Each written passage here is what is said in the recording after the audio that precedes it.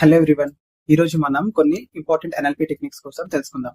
So real world లో మనం ఏదైనా మనకి ఒక డాక్టర్ అపాయింట్మెంట్ తీసుకుందాం అనుకుంటున్నాం. సో డాక్టర్ అపాయింట్మెంట్ తీసుకుందాం అనుకున్నప్పుడు మనం ఏంటి అంటే ఆ పోర్టల్ కి వెళ్ళి చాట్ బోట్ ఉంటుంది. ఆ చాట్ బోట్ తో మనం చాట్ చేస్తాం.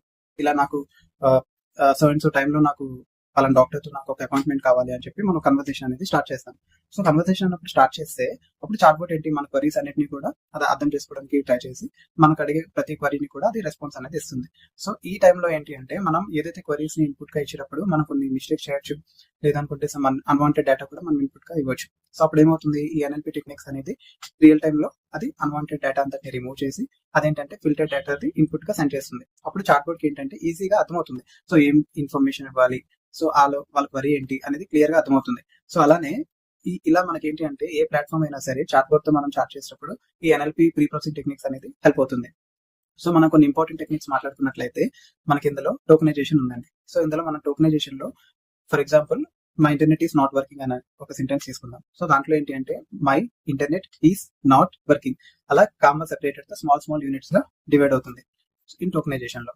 అదే మనకి లెమిటైజేషన్ ఉంటుంది. లెమిటైజేషన్ ఏం చేస్తుంది అంటే మన సఫిక్స్ ని రిమూవ్ చేసి బేస్ ఫామ్ కి తీసుకొస్తుంది. ఫర్ ఎగ్జాంపుల్ రన్నింగ్ ని రన్, వర్కింగ్ ని వర్క్, అలా మనకి సఫిక్స్ ని రిమూవ్ చేసి బేస్ ఫామ్ లోకి తీసుకొస్తుంది. అదే లెమిటైజేషన్ ఏదైతే ఉందో అది మన సెంటెన్స్ లో ఏదైనా స్మాల్ వర్డ్స్ లో మిస్టేక్ ఉండేటప్పుడు అది కరెక్ట్ ఫామ్ లోకి తీసుకొస్తుంది. Like if we mention good అని అనుకుంటే దానికి బెటర్ అని మెన్షన్ చేయడం, అట్లాంటివి లెమిటైజేషన్ లో వర్క్ అవుతుంది. అలా మనకి స్టాప్ వర్డ్ రిమూవల్ చేయొచ్చు. For example this is a book అని ఉంది. సో దిస్ ఈజ్ ఇదంతా రిమూవ్ చేసి బుక్, అలా ఏంటంటే అన్వాంటెడ్ డేటాని రిమూవ్ చేస్తుంది. అలానే మనం నెంబర్ రిమూవల్ చేయొచ్చు. పంచువేషన్స్ ని కూడా రిమూవ్ చేయొచ్చు. పంచువేషన్స్ అంటే క్వశ్చన్ మార్క్ అలాంటి ఉంటాయి కదా, సో వాటిని కూడా రిమూవ్ చేస్తుంది ఆ ఫిల్టర్ లో.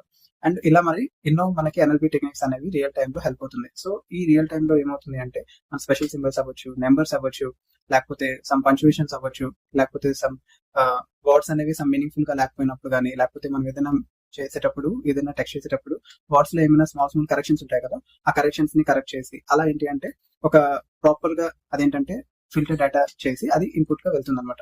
సో ఇలా చేసినప్పుడు ఏమవుతుంది అంటే మనం ఏదైతే క్వరీ ఇస్తామో యాజ్ అన్ ఇన్పుట్, ఆ చాట్ బోట్ అనేది ఈజీగా అండర్స్టాండ్ చేసుకుంటుంది మన క్వరీ ఏంటి అనేది. అప్పుడు అదేంటంటే మోర్ యాక్యురేట్ గా మన తాలూకా క్వశ్చన్స్ ని ఆన్సర్స్ ఈజీగా ప్రొవైడ్ చేయగలుగుతుంది.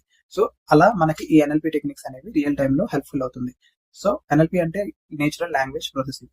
సో ఇలాంటివి మరెన్నో టాపిక్స్ మీరు తెలుసుకుందాం అనుకుంటున్నారా? అయితే ఈ ఛానల్ కి సబ్స్క్రైబ్ చేయండి. Thank you. జై హింద్.